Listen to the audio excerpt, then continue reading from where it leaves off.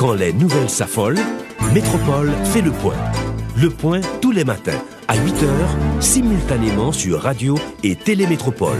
Le point est une courtoisie de MSC+, MSC Trading et Maché Titoni. Madame, Monsieur, bonjour. Bienvenue à la rubrique Le Point de Radio et Télémétropole. Merci de votre fidélité à cette rubrique. Nous avons le plaisir d'accueillir ce matin la ministre de l'Économie et des Finances, Madame Marie-Carmel Jean-Marie. Avec elle, on va parler de la journée du gouvernement. Ce sera ce mardi 7 octobre. Mais vous le savez, avoir le privilège d'accueillir ou de recevoir à cet espace la ministre, c'est saisir l'occasion pour lui poser des questions et sur le budget, sur certains projets qui sont en cours d'exécution par le gouvernement. Pourquoi ne pas parler avec elle du carburant ou encore des prix du carburant bientôt à la pompe qui pourront donc subir certaines hausses selon les annonces. Madame Marie-Carmel Jean-Marie, vous êtes notre invitée ce matin. Bonjour, merci d'accepter d'être avec nous à Métropole ce matin. Bonjour Wendell, ça fait quelques jours que nous n'avions pas eu l'opportunité d'échanger. Et j'espère que l'échange sera fructueux comme d'habitude et que les téléspectateurs pourront avoir davantage d'informations, des informations qui seront plus sûres, plus certaines que des rumeurs. Oui, et un petit zin entre parenthèses. Pourquoi vous circulez toujours dans votre voiture privée? Vous avez remarqué? Je l'ai remarqué. Bon, en fait, c'est parce que j'ai une voiture personnelle assez sécurisée et le coût serait trop lourd à porter par le Trésor public de m'acheter une voiture aussi sécurisée. D'autant plus que la primature avait fait sortir une note fixant une limite maximale pour l'acquisition de voitures pour les ministres, les secrétaires d'État et les cadres de l'administration. Donc, comme de toute façon, j'aurais utilisé ma voiture même si je n'étais pas ministre, j'ai continué à l'utiliser. Mais normalement... Mais où est cet argent? Parce que quand même... C'est une dépense qui n'a pas été effectuée par le Trésor public. Donc, il n'y a pas eu d'acquisition de voiture pour le ministre. Mais l'argent est là. Non, l'argent est là. L'argent n'a pas été dépensé. Et on va le décaisser aussitôt que vous ne serez plus ministre. Non. C'est pas, on ne décaisse pas aussi automatiquement. Yeah. Vous voyez, lorsqu'on a un budget, le budget est voté, le budget donne des autorisations de crédit. Mais il faut avoir la trésorerie pour utiliser ces crédits. Donc, si on n'a pas de trésorerie, ça fait une économie de trésorerie pour le Trésor public lorsqu'un crédit n'a pas été utilisé. Voilà. Merci pour ces précisions. Bon, vous me pardonnez quand même si j'ose. Non, c'est pas grave, c'est pas grave. Je vois que vous êtes un bon observateur. On est obligé. Travail oblige. Madame Jean-Marie, le budget de la République, le budget reconduit, ça suscite des remous, notamment au niveau du Parlement. Certains sénateurs parlent même de l'ère des décrets qui auraient déjà débuté. Le fait d'annoncer qu'on va reconduire ou encore on va exécuter le budget tel qu'il a été déposé par le gouvernement. Bon, et vraiment, je trouve que c'est une tempête dans un verre d'eau. Pourquoi je dis une tempête dans un verre d'eau? Parce que le budget a été préparé sur la base du décret de 2005 qui fixe toutes les étapes, depuis la préparation jusqu'à la date du dépôt et le délai qui est donné aux parlementaires pour voter le budget. Donc, si le budget de A à Z a été préparé et déposé et voté par la Chambre des députés sous l'empire de la loi du décret de 2005, pourquoi maintenant, lorsque nous utilisons ce même décret pour exécuter le budget tel que déposé, il y a tout ce tollé? Non, alors peut-être, ils ont peut-être droit, ou encore le tollé, pour vous répéter, peut avoir sa raison d'être, Madame la Ministre, quand on sait que pour que le budget soit loi, il faut qu'il soit ratifié par les deux chambres. Et ce n'est pas le cas. Justement, on ne va pas publier une loi de finances. Nous allons publier le budget de la République et ses annexes, comme le veut le décret de 2005. Bien entendu, à chaque fois, et je vais vous dire, nous avons tout fait pour que le budget soit déposé dans les délais. Nous avons tout fait pour que la commission finances du Sénat travaille conjointement avec la commission finances de la Chambre des députés pour que dès le départ, le vote soit harmonisé. que les deux chambres se soient mis d'accord sur des modifications ou des amendements à apporter au budget. Donc, le budget a été voté au niveau de la Chambre des députés. Bien entendu, dans des conditions qui n'étaient pas favorables à la poursuite de la politique du gouvernement. Donc, nous nous attendions à ce que le Sénat apporte les corrections nécessaires et que le budget soit retourné à la Chambre des députés avant le 8 septembre, de manière à avoir un vote unique pour les deux chambres, d'avoir un document unique. Mais qu'est-ce qui s'est passé? Le 2 septembre, le vote n'a pas eu lieu. Et le Sénat ne s'est jamais réuni après ce 2 septembre pour voter le budget. Entre-temps, les députés partent en vacances. Vous voyez, les questions financières sont très sensibles. Je dirais même beaucoup plus sensibles que les questions politiques. Vous voyez, parce que la politique, on peut faire des compromis. Mais en finance, il n'y a pas de compromis. Donc, nous avons des obligations envers les employés de la fonction publique. Nous avons des obligations envers la population à travers les projets qui sont postés dans le budget d'investissement. Nous devons les exécuter. Donc, il fallait prendre une décision. Le décret de 2005 donnait 3 possibilités. Ou bien venir avec le budget reconduit, le budget de l'exercice précédent, ce qui n'était pas possible, parce que, comme je l'ai dit, il y a eu une augmentation substantielle de la masse salariale. La masse salariale est passée, je crois, de 23 milliards à 29 milliards de gourdes. Donc, revenir avec le budget de 2013-2014, ça reviendrait à réduire la masse salariale. Donc, comme on ne pourrait pas réduire les salaires, puisque une augmentation de salaire, c'est un acquis, on devrait révoquer en masse des fonctionnaires. Est-ce que c'est possible? Les sénateurs, en fait, vous ne les avez pas mis au courant de cette probabilité? Mais bien sûr, ils sont au courant. Ils ont voté le budget de 2013-2014. Ils ont eu le temps d'analyser le budget 2014-2015. J'ai rencontré la commission finances du Sénat avec toute mon équipe, avec le directeur du budget, le directeur du Trésor, le directeur de la douane, le directeur des impôts. Ils nous ont questionné sur l'ensemble des chapitres du budget, sur les ressources, quelles sont les possibilités pour nous, quelles étaient les possibilités que nos prévisions de ressources soient réalisées, quelle allait être notre position vis-à-vis des prix des produits pétroliers. Est-ce que, puisque la taxation des produits pétroliers représente une part assez importante des ressources du Trésor public. Maintenant, au niveau des dépenses, ils ont questionné la masse salariale qui a augmenté de façon trop importante. Donc, bien entendu, on a dû répondre à toutes ces questions. Ils ont questionné l'un après l'autre les projets. Pourquoi tel projet et pas tel autre projet? On a répondu à toutes les questions. Donc, ils sont sortis satisfaits. Oui, mais comment vous expliquez, d'une part, la non-tenue de séance pour qu'il se prononce, en fait, pour que le Sénat se prononce sur le budget finalement, et pourquoi pas le ratifier? Et je voudrais aussi vous demander, madame, qu'est-ce que cela implique? Vous avez parlé de tempête dans un verre d'eau, ça se comprend, mais est-ce que ça n'a pas de conséquences sur le fonctionnement, je dirais, du gouvernement? Nullement. Nullement. Ça n'a aucune conséquence. Vous voyez, nous continuons à exécuter nos dépenses. L'exécution de budget qui n'est pas loi. Non, on a eu, si on prend on a eu 3 cas.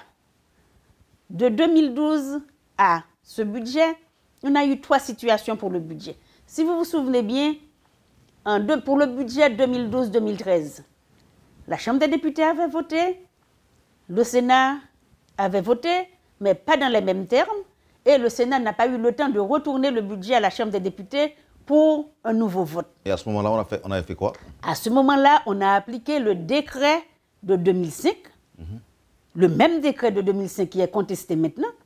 On a appliqué le décret de 2005, mais c'était avec l'option qui donnait à l'exécutif le choix de sélectionner parmi les recommandations du Sénat et les recommandations de la Chambre des députés, lesquelles on allait intégrer dans le budget qui va être exécuté. Mais aujourd'hui, vous n'avez pas eu de recommandations?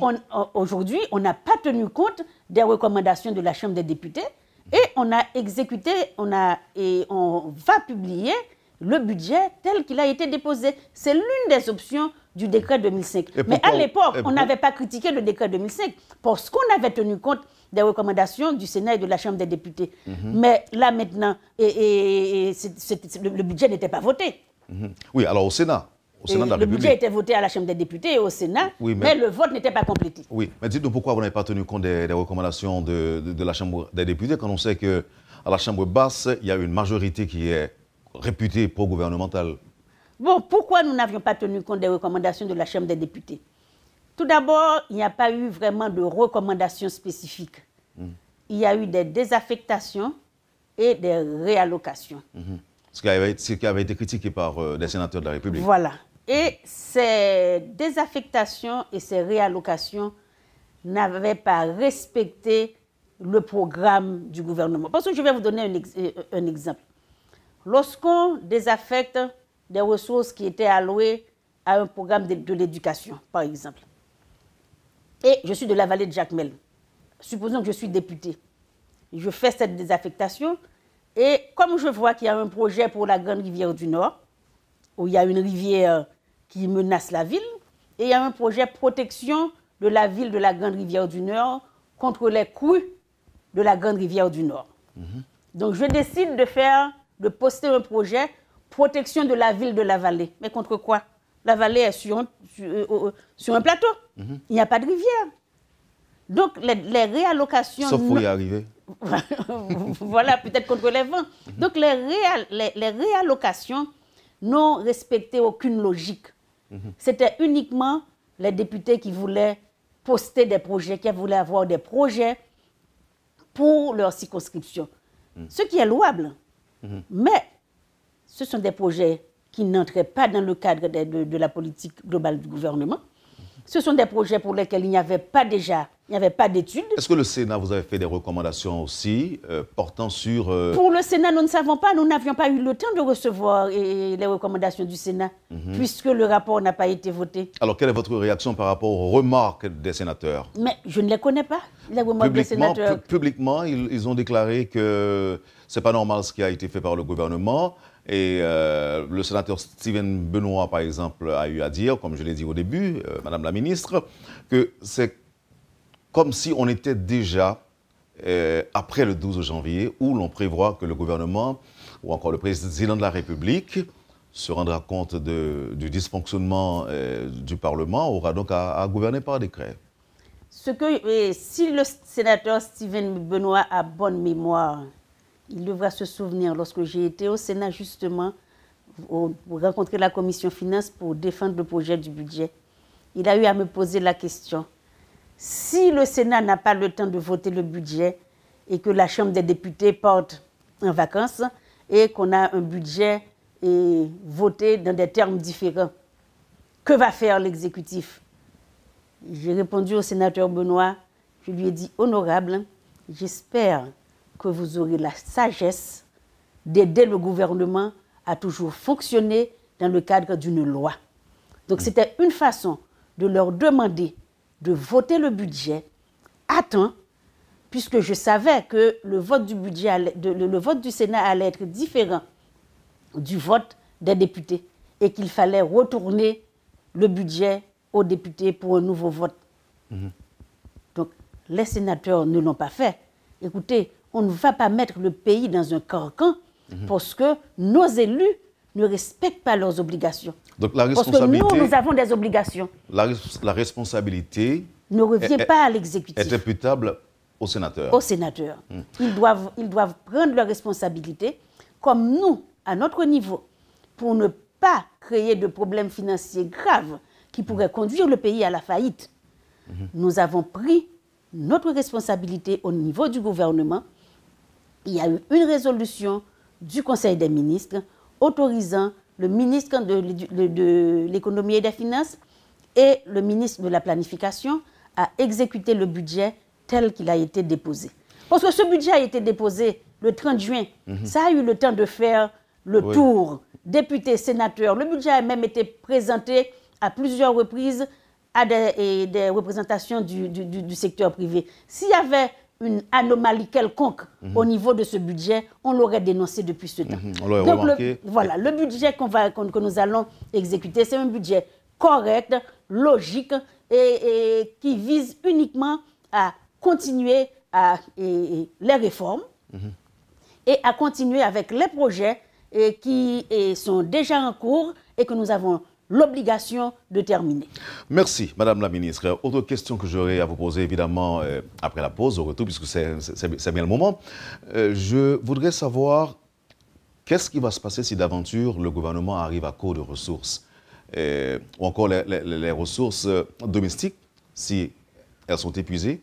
Qu'est-ce que vous entendez faire en tant que ministre de l'économie et des finances? On parlera aussi du carburant et très certainement de la journée du gouvernement. Mais ce sera tout de suite après la pause. Vous suivez, madame, monsieur, la rubrique Le Point de Radio et Télémétropole. Notre invitée ce matin, la ministre de l'économie et des finances, madame Marie-Carmel Jean-Marie. Merci de votre intérêt, merci de votre patience. Ne quittez pas, on vous revient tout de suite après la pause. L'eau atterrit dans MSC+, c'est comme si vous étiez arrivé l'autre bord de l'eau.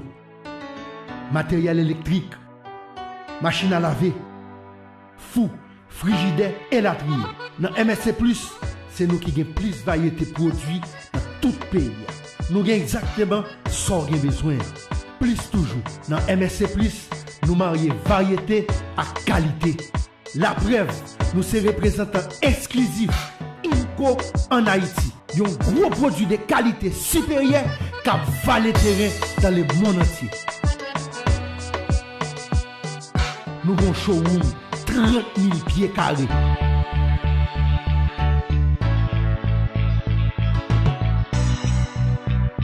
Vin fait choix pour là. Jodi à même dans MSC+, sur route tabac numéro 44. Parce que m'dou, dans MSC+, c'est plus pour moins. Si vous avez besoin de votre produit première nécessité, dans marché Titoni, n'a besoin à bon prix. Ou même qui veut vendre bon genre produits cosmétiques, marché Titoni, n'a besoin à bon prix. Produits en gros en détail pour mettre la caille, dans marché Titoni, n'a besoin à bon prix. Hey, hey, quand ta boulette là, en gros en détail, Tyria, en gros en détail, Etia, en gros en détail, l'huile là, en gros en détail, saumon en gros en détail, sans besoin, en détail, Titoni, en détail, en détail, et puis ces produits de qualité, dans marché Titoni, n'a besoin à bon prix, depuis ces cailles Titoni, produits n'ont pas expiré, marché Titoni, n'a besoin tout produit. Wap jwen marché Titoni dans building Fabnac, Boss Station Gonaïve là. Téléphone 813 14 57 à 59. L'eau atterrit dans MSC+, c'est comme si vous étiez arrivé l'autre bord de l'eau. Matériel électrique, machine à laver, fou, frigidaire et latrine.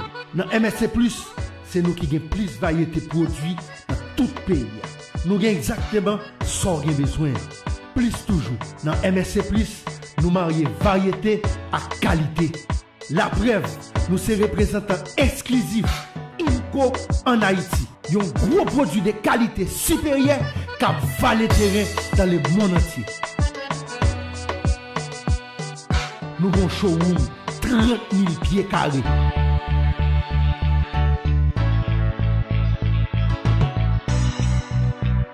Vin fait choix pour là. Jodi à même dans MSC+.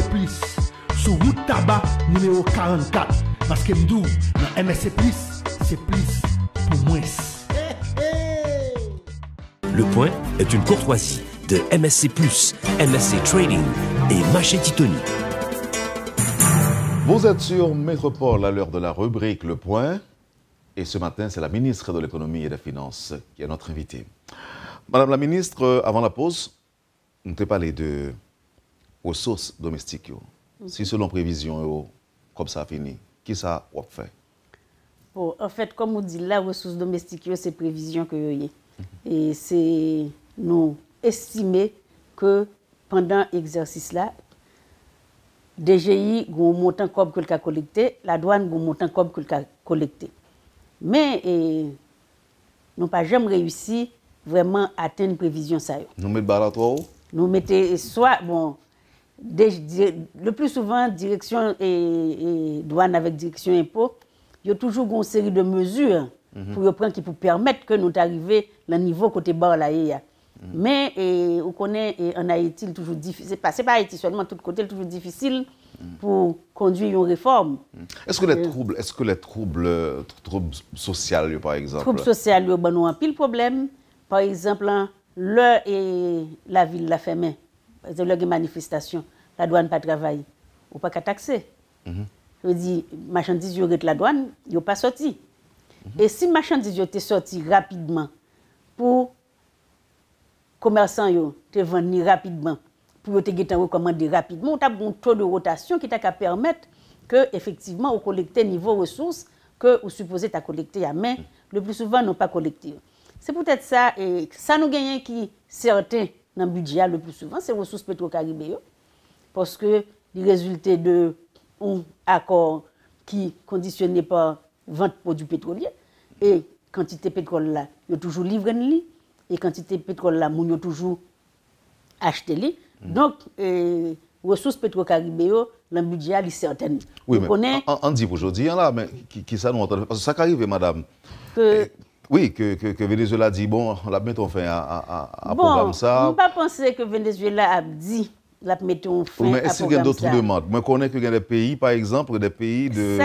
Ça sont alternatives. Ça sont possibilités que Venezuela n'a pas qu'à assurer livraison. Donc, dans ce cas, si Venezuela n'a pas qu'à assurer livraison, au point de vue approvisionnement marché, il n'y a pas de problème. Parce que compagnie pétrolière, il y a pour retourner approvisionner de maisons mères comme par le passé. Nous comprenons. Mais là, alors c'est l'autre préoccupation. C'est exactement. Au niveau financement budget, ça fait un gros trou. Ça fait un gros trou parce que son budget de 122 milliards de gouttes qu'on gagne pour exercice ça, utilisation fonds pétro-caribéen autour de 22 milliards de gouttes. Et ces 22 milliards de gouttes qui allaient pour financer uniquement des investissements. Donc, il faut que nous jouions de l'autre côté pour nous joindre 22 milliards de gouttes. L'autre instrument que nous gagnons, c'est l'endettement. Parce que tout pays a une capacité. Si vous regardez, il y a le pays le plus endetté du monde, c'est les États-Unis d'Amérique. Pour qui ça? Parce qu'il y a une capacité pour émettre des bons et que le monde entier a pas acheté. Mais nous ne sommes pas solvables encore? Bon, nous ne sommes pas solvables vis-à-vis de l'extérieur. Mais quand même, sur le marché intérieur, là, l'État retrouve une certaine crédibilité. L'État retrouve une certaine crédibilité. Et depuis 2012, nous utilisons l'instrument bon du trésor. Là. Et ça le bail? Nous avons toujours utilisé lui uniquement pour des gestions de trésorerie. Ça veut dire que nous faisons des bons à 3 mois. Si nous avons des dépenses pour nous faire immédiatement, nous ressources tombent chaque jour. Donc, si nous avons des dépenses pour nous faire immédiatement, nous pas de nous remettons un bon à 3 mois, nous faisons des dépenses là. Et à 3 mois, nous remboursons. Donc, c'est pour un bon que nous émettons pour des besoins de financement, mais plutôt pour des besoins de gestion de trésorerie. Mais, quand on est là, nous commençons à utiliser bon du trésor à des fins de financement. Et tout récemment, nous faisons une émission de bon du trésor pour nous financer des travaux de construction. Nous avons un pile de travaux en cours. Nous avons des travaux qui ont commencé depuis sous l'époque cyclone Sandy, que n'y a pas jamais levé ressources vraiment pour te financer. Bon du trésor qui était supposé mettre pour financer les travaux qui étaient lancés après cyclone Sandy, il n'y a pas de des délais, c'était des bons à 3 mois. Donc à 3 mois, ou pas financer, à 3 mois, gérer trésorerie.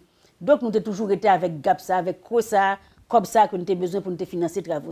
Et nous joignons. Et nous joignons, nous faisons émission bon que les banques ont accepté, souscrit là-dedans. Donc, sont une preuve que l'État haïtien a pour jouer une crédibilité à l'interne. Et l'autre jouer une crédibilité à l'interne, c'est le premier pas pour joindre à l'international tout. OK. Donc ça veut dire que ça nous mettre là, nous pas mettre nous lever nous mettre comme ça. Dans le cadre du programme nous avec Fonds monétaire international, nous supposons pas endetter. Donc ça nous joindre c'est nous négocier dans le cadre prolongation programme que nous avons avec Fonds monétaire international jusqu'à décembre. que nous avons possibilité pour nous émettre bon ça pour nous financer les travaux qui sont en cours parce que faut que nous délivrer. Et ça c'est alternative là. Ça c'est alternative. L'alternative c'est l'endettement. Okay. Mais l'endettement demande la crédibilité. Crédibilité à l'interne d'abord et ensuite pour une crédibilité à l'externe. Carburant, madame. Carburant, et on dit, on va mettre date sur hausse là, et hausse. Bon, faut me dire, il n'y a pas qu'à mettre une date, parce que moun yo mal comprendre l'augmentation prix carburant. Augmentation, le pas fait, c'est pas ni un arrêté, ni un décret, ni une résolution Conseil des ministres, ni une loi qui a fait li. Nous avons un mécanisme de structure des prix. Chaque fois qu'on bateau crivé, yo calculer structure prix et yo communiquer le bail compagnie pétrolière pour exécution. Mais c'est que depuis mars 2011 dans la structure des prix il y a un élément qui pas jamais varié, c'est le prix à la pompe. Il pas jamais varié, mais pour qui ça pas jamais varié parce que à l'intérieur de structure là, il y a un pile l'autre élément qu'on pas tenu compte de yo pour qu'a kembe prix à la pompe ça. C'est droit de douane, c'est droit d'accise que depuis mars 2011, l'État haïtien pas collecté. Et nous besoin comme là. Et nous besoin comme. Mais c'est pas plus besoin comme là. C'est que qu'on est là dans la situation que nous venons arriver depuis juillet 2014, c'est que non seulement nous pas recevoir taxe, l'autre taxe que nous collectons, nous obligés de débourser pour nous remettre compagnie comme. Parce que nous acheté gaz là un prix qui est plus cher que le prix que vous vendez à la pompe. Donc, on connaît depuis où on achète un bagage plus cher pour le marché, c'est si son entreprise qui a fait, c'est la faillite. C'est la faillite. Mais, donc, on ne peut pas exiger au gouvernement. Bon, alors, nous comprenons, voilà. Parce que vous même dit que il y a des gens qui sont en République dominicaine, viennent faire le plein en Haïti. On va subventionner la République dominicaine. Parce que le gaz n'a plus bon marché, la canon ici en Haïti. Donc, il faut que nous collections des taxes. Donc, nous devons camber ça. Nous devons camber ça et que le gaz a monté de façon graduelle, inévitablement. La monter, la descendre en fonction de prix sur le marché. Parce que montant de taxe n'est pas élastique. Il est fixé. Automatiquement, quand on collecte les taxes, si le prix a baissé sur le marché, on met les taxes sur le prix à la pompe. Alors, je dis qu'il faut injustice matin, non, Madame la Ministre, parce que le vrai sujet, nous ne pas débattre que le Canada fait c'est seulement 3 minutes nous été. Beaucoup parler de dollars américains qui aujourd'hui en la 46. En pile que sauté, Madame la Ministre. Bon, moi, je comprends que il y a que sauté. Même t'as que c'est pas que sauter qui gagne, c'est réflexion qui gagne tout. Parce que nous sommes pays, tout ça nous consomme, c'est importé. Pendant que nous pas rien que nous avons exporté. Qui ça exporté seulement, ce sont des bras. C'est diaspora qui a le travail, qui voyait l'argent par la famille. C'est devises ça qui permettent de nous payer l'importation. Nous avons un secteur manufacturier, il y a sous-traitance là. Il y a des devises différentes, mais ça ne peut pas permettre que le compenser tout comme cap sorti pour nous payer manger que nous achetons, machines que nous pas acheté, produits pétroliers parce que même si nous bénéficions d'un crédit de Venezuela, c'est 40% nous payons le cash. Donc facture pétrolière là, c'est $1 milliard l'État payé si nous pas acheté de Venezuela. Mais nous venons payer 400 millions en devises. Faut que nous venions sur le marché. Alors que nous n'avons pas gagné exportation qui permettent de nous faire une politique nous mettez en place qui te permettent que nos contenus nous empêchent de monter. Non, mais on a contenu. Mais à chaque fois, la dérapé. Politique nous te mettez en place là. Nous fixons tout contrat nous payons en gouttes, nous pas payer en dollars. Mais importation, consommation, elle est plus rapide que l'investissement. Donc, on a toujours ils vont là.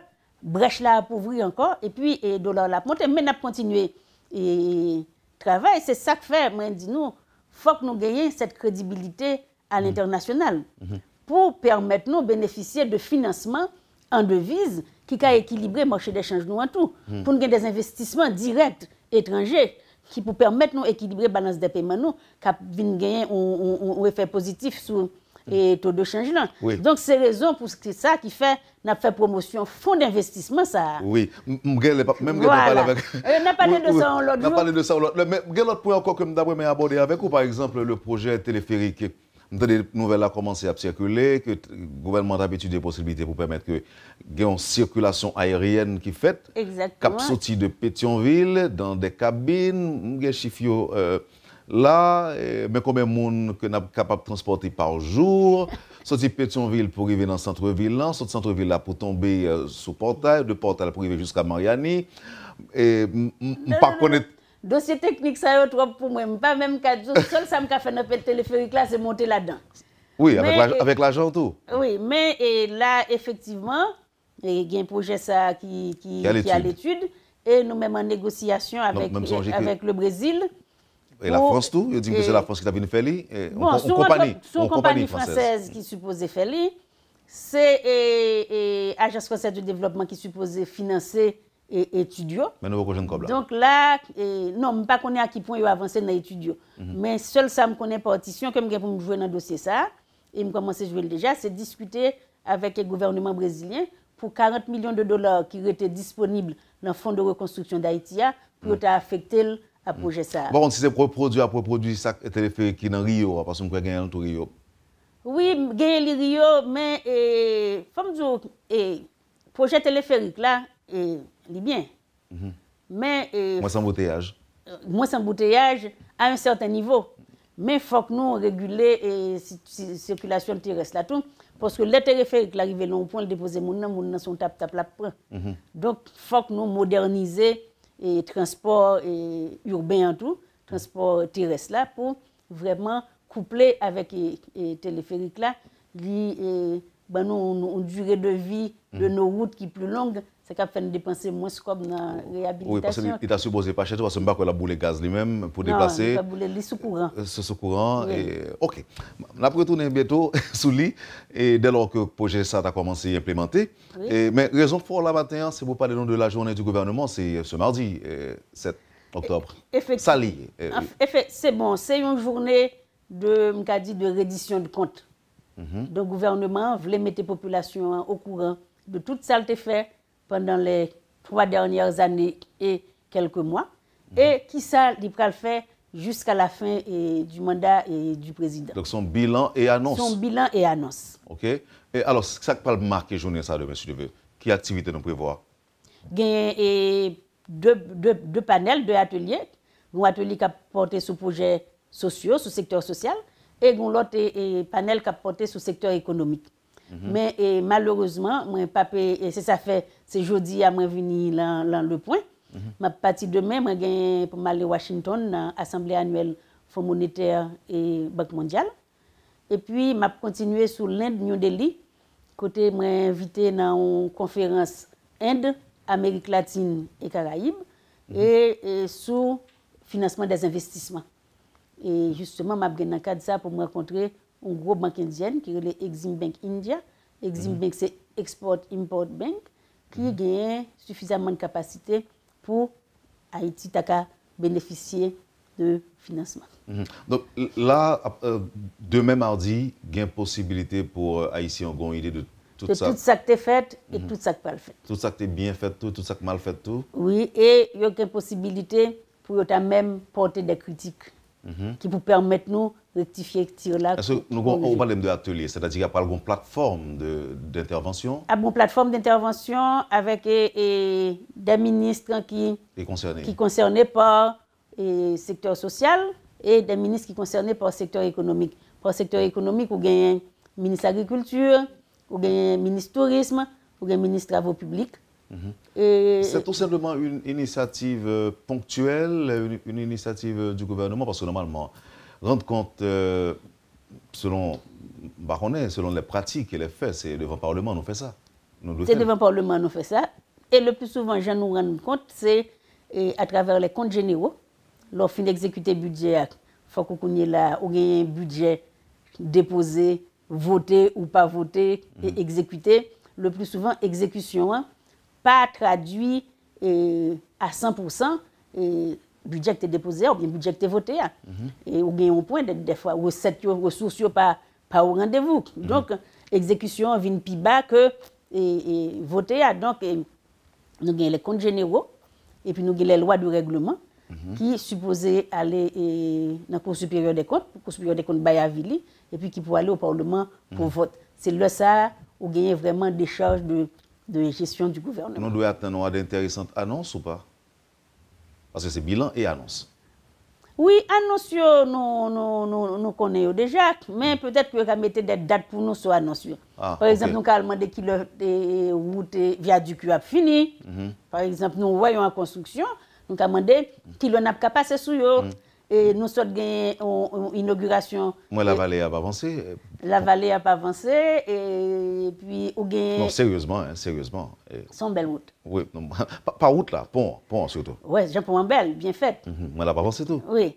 Et ce n'est pas la vallée seulement, ou gain 3 ponts comme ça dans la Grandance. Ou gain Roseau, ou gain Voldrogue, et Guinaudet. Ou gain un pont comme ça tout sur rivière Pérédo. Ou gain un sur rivière du Haut-du-Cap. Ou gen pont Blue Hill là qui finit déjà lui-même.